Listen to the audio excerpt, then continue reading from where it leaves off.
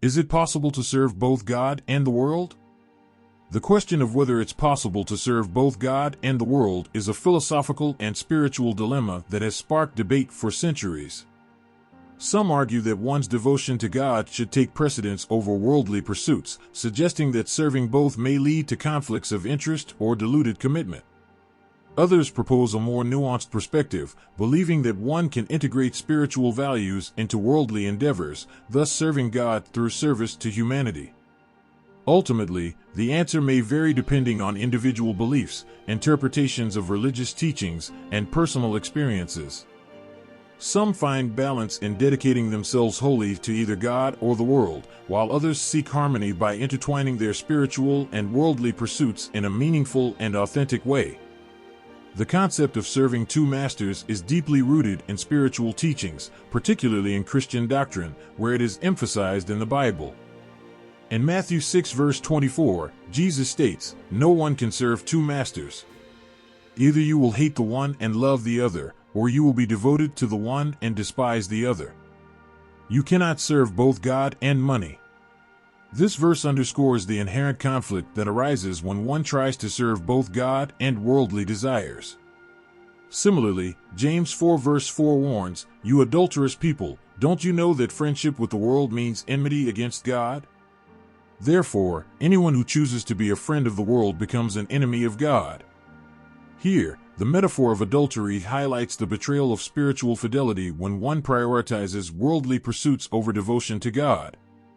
In the context of the seed of God, as mentioned in 1 John 3 verse 9, no one who is born of God will continue to sin, because God's seed remains in them. They cannot go on sinning, because they have been born of God. This verse underscores the transformative power of God's presence within believers, implying that those who are truly rooted in God's seed will naturally prioritize serving Him alone, forsaking conflicting allegiances to the world. Thus, the concept of serving two masters is intricately linked to the integrity of one's spiritual identity and allegiance to the seed of God. Attempting to serve both God and the world often gives rise to profound conflicts, both internally and externally. Internally, it can lead to a sense of spiritual dissonance as one grapples with competing values and priorities. The pursuit of worldly desires, such as wealth, power, or recognition, may clash with the principles of humility, selflessness, and devotion to God's will.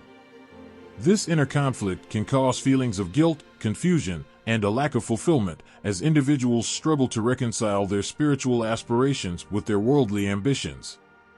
Externally, serving both God and the world may result in tension within relationships and communities. Diverging paths may strain friendships, family dynamics, and religious affiliations as differing values and lifestyles come into conflict.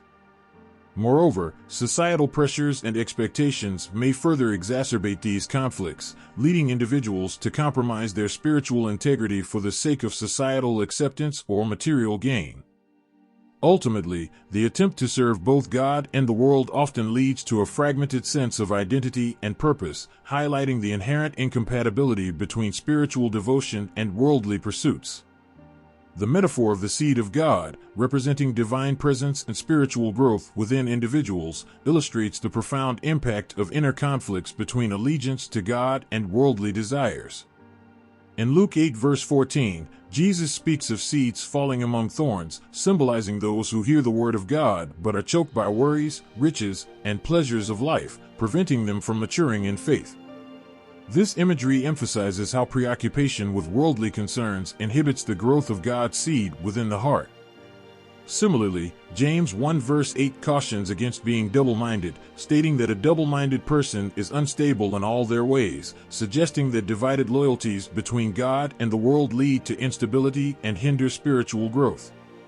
Moreover, in Matthew 13 verse 22, Jesus warns of seeds sown among thorns, which are choked by the deceitfulness of wealth, illustrating how the allure of worldly riches can smother the growth of God's seed within the heart. These verses illustrate how a heart divided between God and worldly desires impedes the nurturing and flourishing of the seed of God, hindering the individual's spiritual development and commitment to divine principles. The importance of choosing between serving God or the world lies at the heart of spiritual integrity and personal fulfillment. This decision is not merely about adherence to religious doctrine, but reflects the fundamental orientation of one's values, priorities, and aspirations. Choosing to serve God entails a commitment to principles of love, compassion, and selflessness, prioritizing spiritual growth and the well-being of others over material gain or worldly success. In contrast, serving the world often involves pursuing fleeting pleasures, wealth, and power, which may bring temporary satisfaction but ultimately leave one unfulfilled and spiritually impoverished. This choice permeates every aspect of life, influencing relationships, decisions, and attitudes. It shapes the trajectory of one's journey, determining whether one finds lasting peace and purpose in alignment with divine will or remains ensnared in the transitory allure of worldly desires. Thus, the importance of this decision cannot be overstated, as it ultimately defines the essence of one's existence and the path toward true fulfillment and spiritual wholeness. As you consider the complexities of serving either God or the world, take a moment to reflect on your own allegiances. What values do you prioritize in your life? Where do you invest your time, energy, and resources? Your response can offer profound insights into the essence of your identity and the path you're forging. Share your thoughts in the comments below. Let's engage in a meaningful dialogue about the choices that shape our lives and the pursuit of spiritual fulfillment.